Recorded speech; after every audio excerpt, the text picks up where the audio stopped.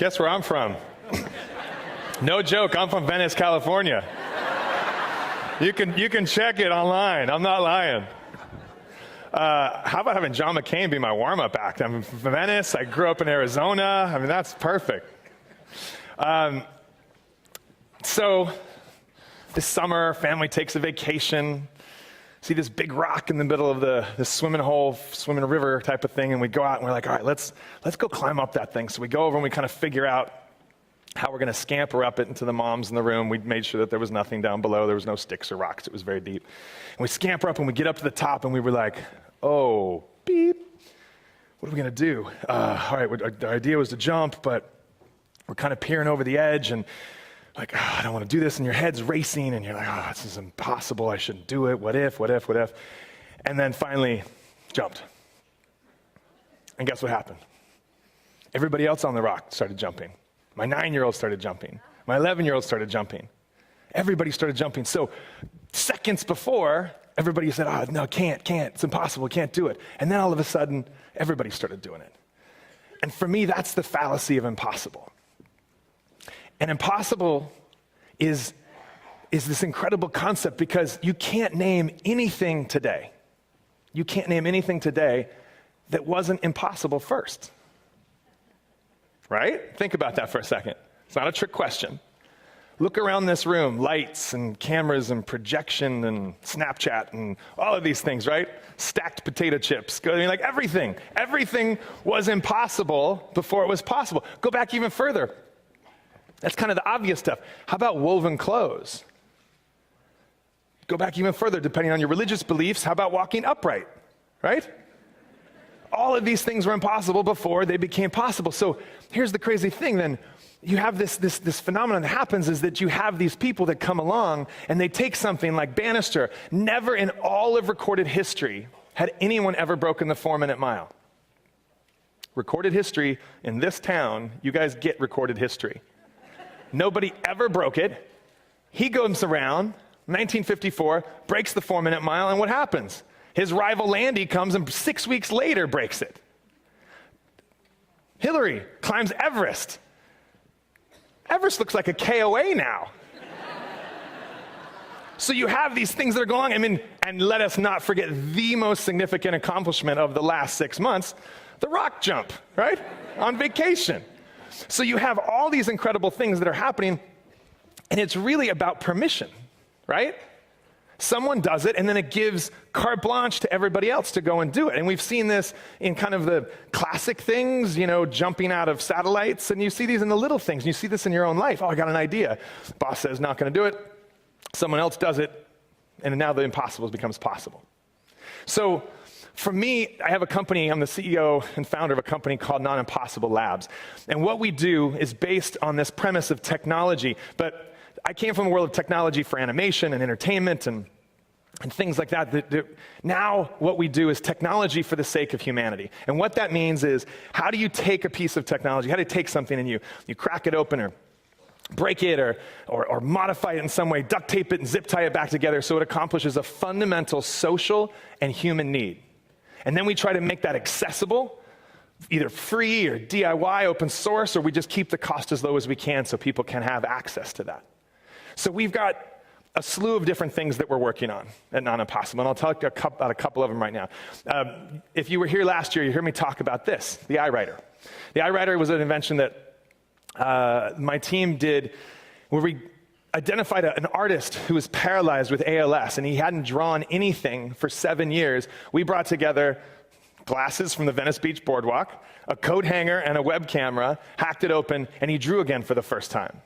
Well, the way that it works is Tempt is lying motionless in his bed, and he moves his eyes like this, and when he wants to pick up or place down the cursor, he blinks. That's the binary switch of clicking, like what everyone here does with their mouse, is blinking.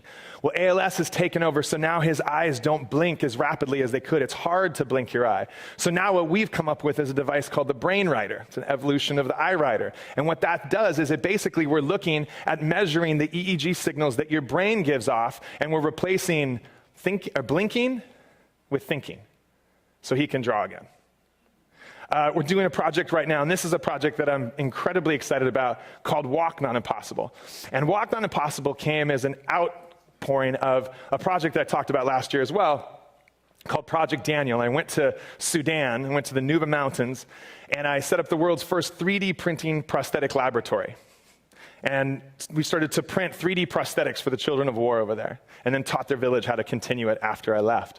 Well, they got all this press and notoriety, and it was kind of spread all over the world. So people started coming in and talking like, hey, can you do this? Or hey, I want to help you with that. And a hospital in Mexico City had me come down and tour their hospital, and it's a pediatric rehabilitation hospital. So I got there, did my tour. As I was checking in, they said, oh, Mr. Ebeling, welcome, and wanted you to know, we've already seen, it's noon, and we've already seen 1,200 kids. I was like, whew. I mean, even if it's 50% rule, 600 kids by noon is a lot. So I got through the tour. The last room they take me to is the kind of the tech room. They save the best for last. And they take me to this room here, if you could roll video. And in this room, there's this little girl, and she's kind of hooked up to this thing, and she's walking on this contraption. I said, what is that? And they said, it's a gait trainer. And a gait trainer, little girl named Du, has cerebral palsy. And I didn't know anything about cerebral palsy. And they said, well, cerebral palsy, basically, the brain is trying to tell the legs walk. So I do that, and I walk this way. But with her, the signal's not getting to the legs. So what this does is it actually trains the body from the muscles up, shoots the signal back into the brain. And I said, that's incredible. And they said, tell me more. She said, if they use this, if a child uses this, for about a year, there's a high probability that she'll become ambulatory, she'll walk. And I said, and what happens if they don't? They said, well, they have to use kind of the parallel bars and the crutches and conventional therapy, and it's just probably not. And I said, so use it and she walks, don't use it and she doesn't, she won't walk. And they said, yeah, kind of. I said, dude, why don't you have an entire floor of these things? It should look like an arcade, right? They had so many kids who need this. And he said, we'd love to. We can't afford them. They're prohibitively expensive. And I went, it's a treadmill. Like the MasterCard campaign treadmill, $300. Climbing straps from REI, $67. Squat rack, I said, what are you talking about? He's like, they're like $500,000. And I said, what? Are you serious? I said, all right, I'll be right back. So I went back, and the way that we work is we build consortiums of people that are smarter than us. I guess Reagan did that too, so I'm not in bad company. But we call it people who make us feel stupid. We surround ourselves with people who make us feel stupid. So we got a bunch of people with initials behind their names, and we started to hack and program and come up with different ways to go about this. And we came up with a lot of, we thought, brilliant things. And at the end, the intern in the back of the room, Joel, raised his hand. He said, oh, hey, Mick, do you mind if I say something? I said, yeah, sure, Joel, what do you got? He said, well, first of all, you guys are all really smart. And I should have seen this one coming a mile away. He said, so it's really amazing. I'm honored to be in the room with you guys. And I said, yeah, come on, Joel. He said, well, what I was thinking is that, it's really great, but what if we untethered the patient, and what if we built an exoskeleton and mounted a mid-sized gyroscope in the back and created algorithms that measure the force exertion of them as they get stronger? It spins down the gyroscope. So the gyroscope kind of keeps them from their lateral movement, from falling over. And as they get stronger, it will spin down so they can keep themselves up.